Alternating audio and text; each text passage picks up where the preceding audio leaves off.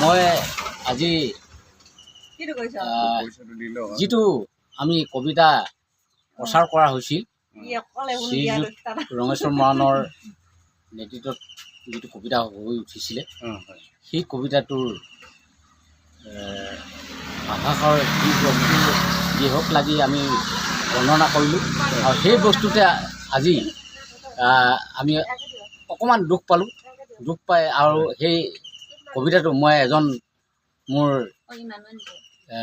লগৰ বুলিব লাগিব, তেখেতৰ আগত মই এই কবিতাটো পাঠ কৰিব ওলাইছোঁ। কাৰণ কবিতাটো হৈছে কলিৰ মহিমা আৰু কলি যুগৰ কল কব্জাৰ কম্পিউটাৰ ধনতান্ত্ৰিক যুগ কাৰণে আজি সেই কম্পিউটাৰৰ ধনতান্ত্ৰিকৰ যুগত বাইক এখনত আহিছিলোঁ।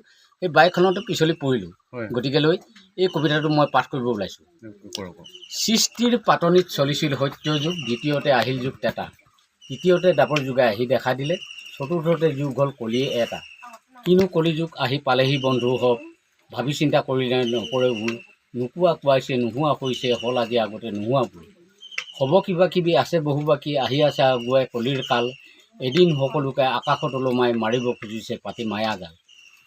কুনীতি কুকৰ্ম কলিৰ মহিমা অপাৰ, আঁতগুৰি বিচাৰি নোপোৱা হ'ল, ইজনৰ প্ৰতি সিজনৰ মৰম আঁতৰিল, ভাল কথা ভাল জ্ঞান গুচি গ'ল।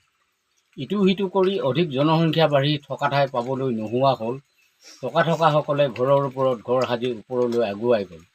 টকা থকাসকলে মনৰ আনন্দত পাতিছে নিজে সুখৰ সংসাৰ, কিছুলোকে কান্দত ভিখাৰী জুলুঙা আৰি ভাঙিছে নিজে বুকুৰ কামিহাড়। ইটো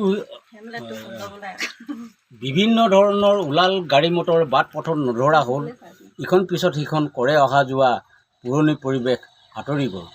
হাতত কলম কাগজ ইত্যাদিৰ হিচাপ আঁতৰিল, ওলাল টিপা টিপি কম্পিউটাৰ, কাৰোবাৰ ঘৰলৈ গৈ নালাগে কিবা ক'বলৈ, হাতে হাতে হ'ল মোবাইল ব্যৱহাৰ। কিছু লোকে চৰাই হৈ উৰিব পৰা হ'ল, বিজ্ঞানৰ ন ন যুক্তি ধাৰা পায়, সেইসকলকহে মহৎ লোক বুলি আনে ডিঙি দাঙি দাঙি চায়। ইখন সিখন কৰি বাঢ়িছে চৰকাৰ, সকলোৱে বিচাৰে ৰজাৰ গাদী, সকলো লোককে সুখত ৰাখিব পৰাকৈ নোলায় কোনো এজন সত্যবাদী।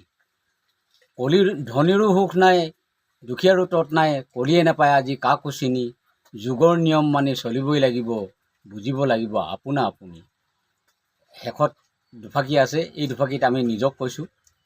আগৰ তিনি যুগত কি পাপ কৰি জনম দিলোহি এই কলি যুগত, পাপৰ প্ৰায়চিত্ৰ ভোগৰ বাবে লিখিলে হ'বলা আজিৰ ভাগত।